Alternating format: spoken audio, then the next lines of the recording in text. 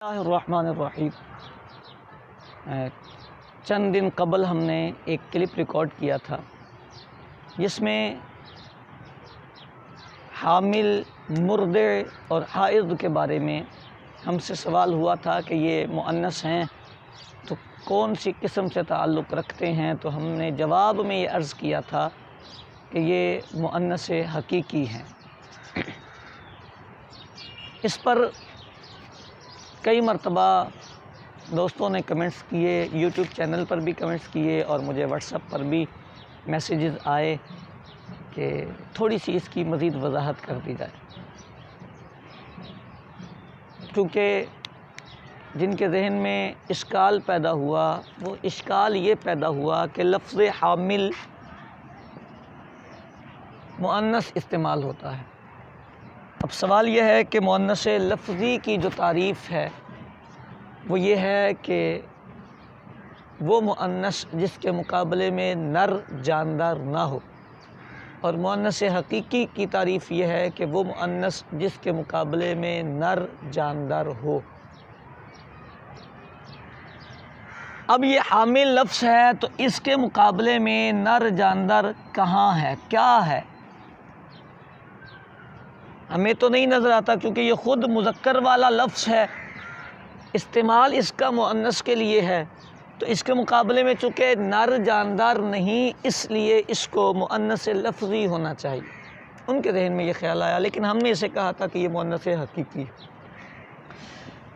اس سوال اور اس اشکال کو حل کرنے کے لیے آج ہم نے سوچا کہ تھوڑا سا آپ کا وقت لے لیا جائے۔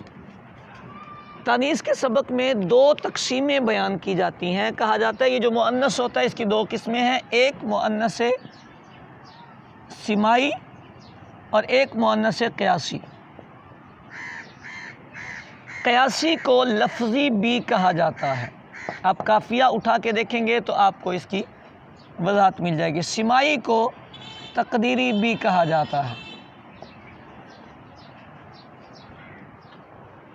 دو نام ہیں، مؤنث سمائی، مؤنث قیاسی، یا تقدیری اور لفظی، یہ دو قسمیں ہوتی ہیں۔ تعریف آسان ہے اس کی، وہ مؤنث جس میں تانیث کی علامت لفظوں میں ظاہر نہ ہو اسے مؤنث سمائی یا مؤنث تقدیری کہتے ہیں، اور جس مؤنث کی علامت لفظوں میں ظاہر ہو اسے مؤنث قیاسی کہتے ہیں۔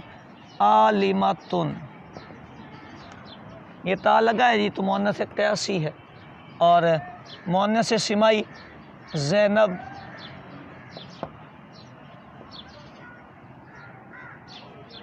حامل، مرضع، جہاں علامت نہیں ہوگی وہ سارے کلمات مؤنث سمائی یا مؤنث تقدیری ہوں گے۔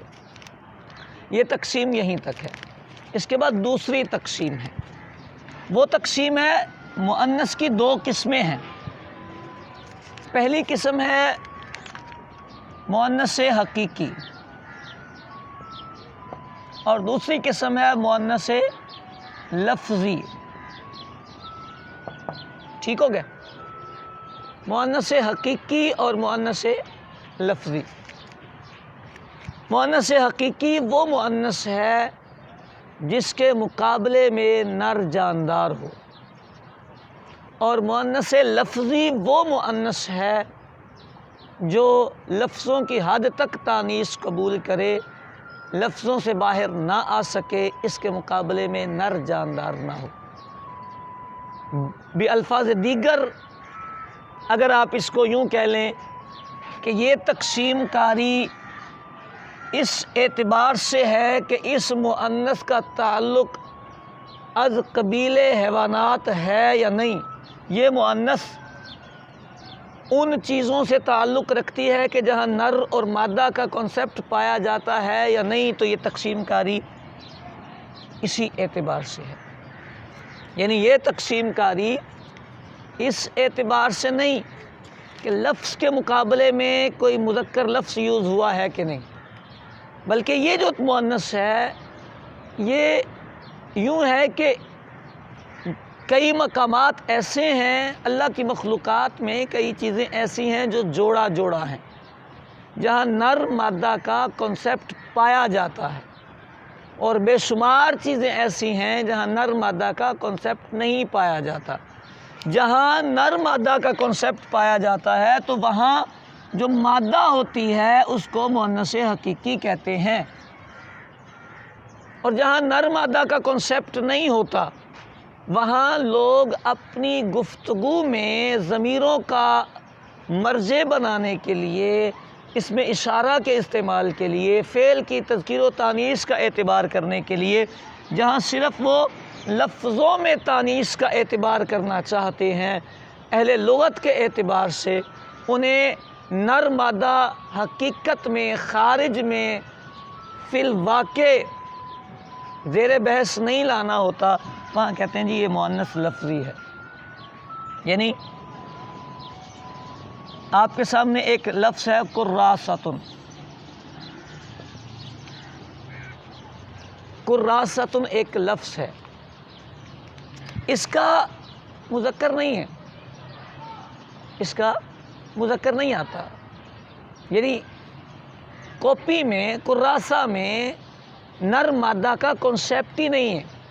دنیا میں ایسا نہیں ہوتا کہ یہ نر کاپی ہے، یہ مادہ کاپی ہے۔ تو چونکہ یہاں پر ہماری بحث کا محور صرف لفظ رہتا ہے، ہماری بحث کا محور صرف لفظ رہتا ہے، اس لیے اس مؤنث کو کہتے ہیں، یہ مؤنث ہم نے لفظوں میں اس کو تعبیر کر دیا ہے، اس مؤنث کا حقیقت سے کوئی تعلق نہیں، خارج سے کوئی تعلق نہیں، فی الواقع یہ مؤنث نہیں ہے۔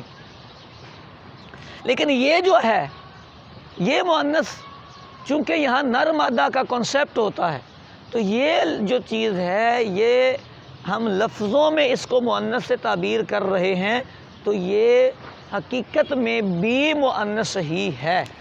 اسی لیے دیکھیں، یہاں اگر کوئی لفظ آئے گا ایسا جس میں تانیث کی علامت نہیں، جہاں تانیث کی علامت نہیں ہے، اسے پھر بھی یہ حامل ہی کہہ لیں، اس کو کہا جائے گا یہ مؤنث حقیقی ہے، کیونکہ پریگنینسی وہاں ہوتی ہے جہاں نر مادہ کا کنسیپٹ ہوتا ہے۔ پریگنینسی، حاملہ ہونا وہیں ہوتا ہے جہاں اس حاملہ کے مقابلے میں دوسرا نر پایا جاتا ہے۔ نر مادہ ہوں گے تو پریگنینسی ہوگی۔ حقیقت میں، واقع میں اس حامل کا نر موجود ہے۔ ٹھیک ہو گئی بات؟ تو اس کو مؤنث تقدیری آپ کہیں گے پہلی تقسیم کے مطابق، لیکن ہے یہ مؤنث حقیقی، یعنی علامت نہ ہونے کے اعتبار سے یہ مؤنث تقدیری یا سمائی، اور حقیقت کے ساتھ تعلق ہونے کے اعتبار سے اس کو مؤنث حقیقی کہتے ہیں۔ مجھے امید ہے کہ ان احباب کا وہ اشکال دور ہو گیا ہوگا کہ اس کے مقابلے میں لفظ مذکر نہیں آتا، لفظ مذکر کی بحث نہیں ہوتی۔ کتابوں میں ایک مثال دی جاتی ہے ناقاتن کی، ٹھیک ہو گئی؟ لفظ ناقاتن کی مثال دی جاتی ہے، یہ مؤنث حقیقی میں ہی مثال دی جاتی ہے۔ علامت تانیث موجود ہے، لہذا مؤنث قیاسی بھی ہے۔ ناقہ اونٹنی کو کہتے ہیں، مؤنث حقیقی بھی ہے کیونکہ اس کے مقابلے میں اونٹ آتا ہے، لیکن نوق سے مذکر اسم اس کا استعمال نہیں ہوتا، ہمیں نہیں ملا ڈکشنری میں، ہو سکتا ہے کہ میری غلط فہمی ہو، لیکن اس مادے سے، نون واو قاف سے ہمیں اس کا مذکر نہیں ملا، چونکہ اب اس کا مذکر اس لفظ سے نہیں آتا، تو ہم کہیں گے جی یہ مؤنث حقیقی نہیں، یہ غلط ہو جائے گا، کیونکہ یہ ناقہ اس تانیث سے تعلق رکھتا ہے جس کا نر مادہ کا کنسیپٹ پایا جاتا ہے۔ اونٹ، اونٹنی کائنات میں موجود ہے، لہذا یہ ناقہ مؤنث حقیقی ہے، مؤنث قیاسی بھی ہے، اور حامل بھی مؤنث حقیقی ہے کہ پریگننٹ عورت ہوگی، پریگننٹ بکری ہوگی، پریگننٹ کوئی جانور ہوگا جو مادہ ہوگی، اور اس کا نر بھی موجود ہوگا، بغیر نر کے پریگننسی نہیں ہوگی۔ اسی طرح مردے کا ہے، دودھ پلانے والی جو ہے وہ جو بھی ذات ہوگی وہاں نر مادہ کا کنسیپٹ ہوگا، تو یہ حقیقی منسوب الی الحقیقت، منسوب الی الحقیقت خارجی اعتبار سے مؤنث حقیقی ہوتا ہے، یعنی اس کو کہتے ہیں یہ اوریجنل مؤنث ہوگا، ریئل مؤنث، اور یہ ریئل مؤنث نہیں ہوگا، اس کو خالی لفظوں میں مؤنث بنایا ہے اپنی ضرورت پوری کرنے کے لیے۔ مجھے امید ہے کہ کئی احباب کے دل میں آنے والے خیالات کا ہم نے جواب دے دیا ہوگا۔ مزید اگر احباب کو ضرورت ہو، کلپ لمبا ہو گیا ہے، تحریر سنبٹ میں تانیث کے چیپٹر میں مصنف نے تقدیری اور لفظی اور حقیقی اور لفظی کے مابین نسبتوں کا بیان کیا ہے، مادے بیان فرمائے ہیں، اس کو اگر آپ دیکھ لیں گے تو بھی یہ مسئلہ بآسانی حل ہو جائے گا۔ میں نے لکھا تھا لیکن آپ کے خیال میں ہم اسے ترک کر رہے ہیں، کلپ لمبا ہو جائے گا۔ اللہ کریم ہم سب پر اپنا فضل فرمائے۔